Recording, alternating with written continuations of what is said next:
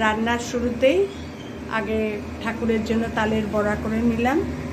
ভাজা আর লাবড়া তরকারি আমার করার দায়িত্ব। তার আগে তালের বড়াটা করে নিলাম ঠাকুরের জন্য। দিনের শুরুটা তোমাদের তালের বড়া দিয়েই শুরু করলাম আজকে।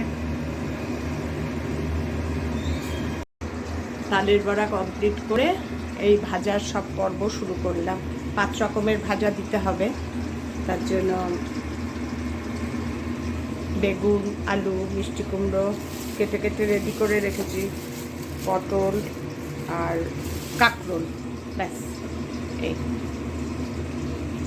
এই ভাজা করে নিয়ে আগে গ্যাস জ্বালিয়ে দিয়েছি, একবার বেগুন ভাজা বসিয়েও দিয়েছি। হয়ে গেলে পরে এই তেলের মধ্যেই লাবড়া তরকারি করব, তাহলে একটা সুন্দর গন্ধও হবে। বেগুন ভাজাটা বসিয়ে দিয়েছি, হচ্ছে। এই প্রতিবার এই ভাজা করতে গিয়ে মেয়ের একবারে জীবন বেরিয়ে যায়। এক গাদা ভাজা থাকে, সে ভাজা করবে, তারপরে পোলাও আরম্ভ করবে, তারপরে পনির করবে, একবারে অস্থির হয়ে যায় ও আর ওর কাজের মেয়ে শ্যামলী দুজনে মিলে। যার জন্য আমি বললাম এবার তুই ভাজাটা আমার কাছে দিয়ে দে।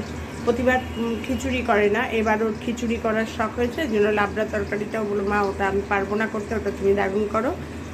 আর ভাজাটা তো আমি নিয়েই নিয়েছি, আমি ভাজাটা আমি তোকে করে দেবো আস্তে ধীরে সুস্থে। সেই ভাজা হচ্ছে না, তেল গরম হচ্ছে না, একটা বিভৎস ব্যস্ততা। ঠিক আছে, আমি করি, পরে তোমাদের আবার দেখাবো। আর মেয়ের বাড়ি গিয়ে পুজোর সব জোগাড়গুলো সব আমিই করব। ওই বাবান তো আমার কাছে, বাবানকে একদম খাইয়ে দাইয়ে শুইয়ে ঘুম পাড়িয়ে তারপরে ড্রেস করে আমি যাব মেয়ের বাড়ি। 1:30 পৌনে 2 তো হবেই, গিয়ে ঠাকুরের সাজু আরম্ভ করবো। ও ওইদিকে ভোগ করছে। আজকে আমাদের সব রুটিন বলে দিলাম। তোমরা সবাই কেমন আছো গো? আজকে শুভ জন্মাষ্টমী। ঠিক আছে, দেখো অষ্টমী তিথির টাইম নিয়ে খুব কনফিউশন শুরু হয়েছিল। প্রথমে আমার যে বাচ্চাটা করে, আমার যে পুরোহিত, ওকে পুরোহিত বলতে আমার ছোটো মেয়ের বয়সী, যাই হোক খুব সুন্দর পুজো করে গো। ছোটো হলে কী হবে, এত সুন্দর পুজো করে না। তা ও প্রথমে পঞ্জিকা দেখে বলল যে আন্টি 8:36 লাগবে, আর পরের দিন সকাল 6:48 ছেড়ে যাবে। আমি সে কী রে, আরে কী করে হবে? বললো সেটাই তো, ও আরও ওর বাড়িতে করে, আমার আর ওর এক ঘনিষ্ঠ একজনের বাড়িতে করে। ও কারোর বাড়িতে পুজো করে না, শুধু আমার বাড়িতেই করে, ওর বাড়ি ছাড়া। তা বললো যে আমি বললাম যে বাবা এদিকে কাল বাবানের স্কুল, মানে বিশাল চিন্তায় পড়ে গেছি।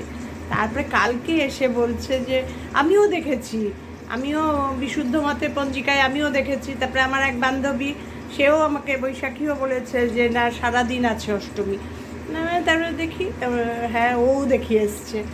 তারপরে বললো যে না আজ ভোর 3টে কততে লেগেছে, আজ সারাদিন অষ্টমী, কাল ভোর 2টো কততে ছাড়বে, 2:40 না 2:20 এরকম আর কি ভোর।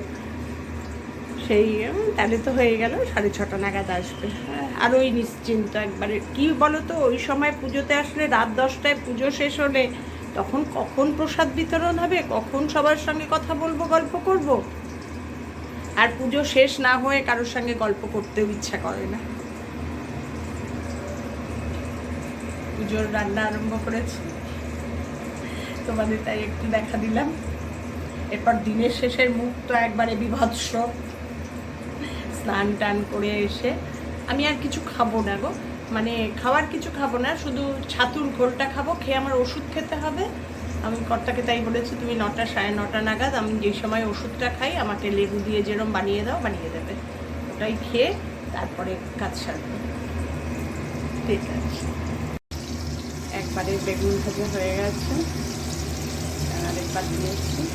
ঢেকে দেবো, ঢেকে দিলে কী বলো তো, তেলটা একটু কম টানে আর সুন্দর তাড়াতাড়িও হয়ে যায়। বাবান আজকে আমার কাছে হ্যাপি জন্মাষ্টমী। সকাল থেকে এখন ওকে স্নান করাতে নেবো, 10:30 পৌনে 11টা বাজে। বাবান ঠাকুর ঘরে ঢাকনাগুলো তুলে একটু দেখাও না। ভাজাগুলো কমপ্লিট হয়ে গেছে, এই যে ভাজা কমপ্লিট। দাঁড়াও লাইটটা জ্বালিয়ে দিই, মানে দেখতে পাবে না।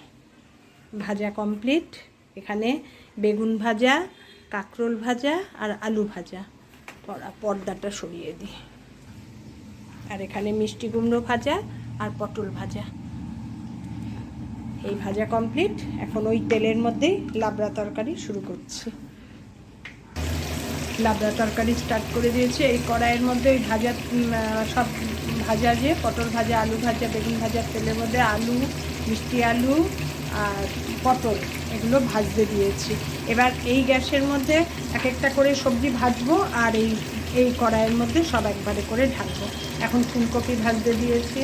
তারপরে দেবো হচ্ছে একটু কাঁচকলা আছে, এই যে কাঁচকলা কেটে রেখেছি, হলুদ জলে চুবিয়ে রেখেছি। কাঁচকলা, ভাড়ালি আছে, বড়ি ভেজে রেখেছি, বড়িও দেব। ওখানে বাঁধাকপি আছে, এখানে একটু বেগুন আছে, এখানে একটু পুঁই শাক দেবো লাবড়া তরকারিতে। এই করছি। এবার আবার ফাইনাল লুক হোক লাবড়া তরকারি, তারপরে আবার তোমাদের দেখাবো।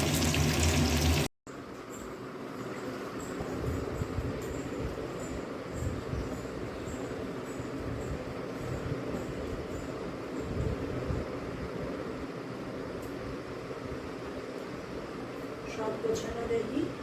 একবারে 6:30 আসবে, তো 6:30 আসবে, সব গোছানো রেডি।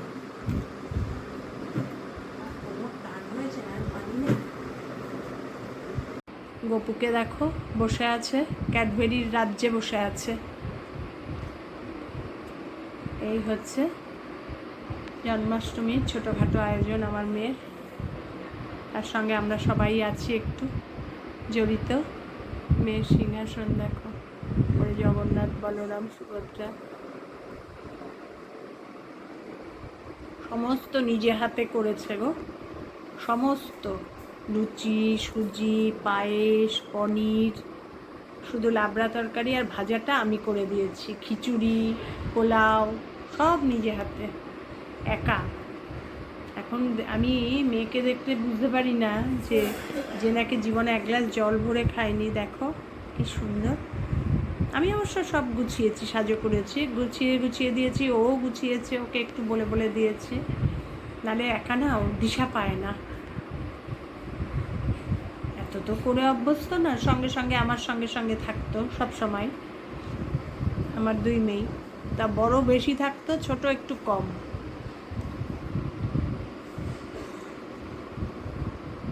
বা ঠাকুরমশাই আসার জন্য অপেক্ষা। যেহেতু সব ভোগ সাজানো হয়ে গেছে, আমি সামনে থেকে সরতেও পাচ্ছি না।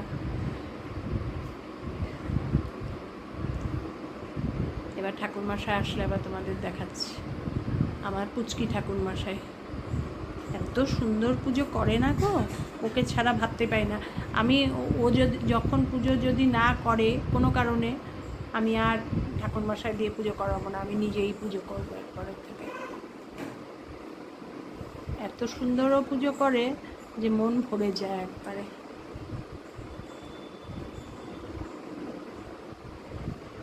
দেখতে দেখতে জন্মাষ্টমীও হয়ে গেল।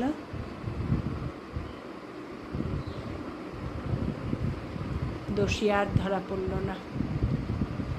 সব কিছুর মাঝখানে ওই একটা খুঁটখুট ঠিক মনের মধ্যে আসছে, জানো না, ঠিক মনের মধ্যে ঘোরাফেরা করে।